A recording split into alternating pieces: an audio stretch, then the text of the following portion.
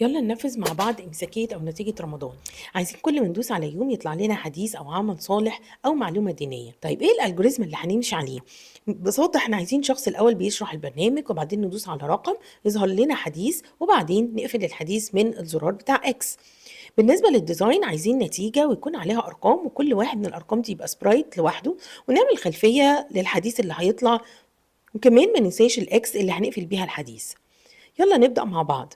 ما ننساش نعمل سيت اب بتاعنا البرنامج بتاعنا، واكتر بلوك هنستخدمه هو البرودكاست مسج، لان احنا عايزين السبرايتس تتكلم بعض. هنعمل سبرايت فيها كل الاحاديث بتاعتنا، وضروري ان احنا نسمي كل حديث بالرقم اللي هنكتبه في المسج علشان ما نتلخبطش ونعرف بسهوله ننتقل من حديث لحديث. واخر حاجه هنحط السبرايت بتاع الشخص اللي هيتكلم، ودوت بيكون مهم جدا عشان يقدر يشرح لنا البرنامج بتاعنا هنعمل فيه ايه. وفي الاخر هنحط الكود بتاع كل رقم علشان يظهر حديث معين لما ندوس عليه، وكمان الزرار الاكس ان احنا كمان لما ندوس عليه يبعت مسج علشان يقفل الحديث اللي ظهر. وبكده يبقى احنا خلصنا البرنامج بتاعنا. ولو في اي حاجه مش فاهمينها تقدروا ترجعوا لكورس اليوتيوب، لينك القناه في البايو.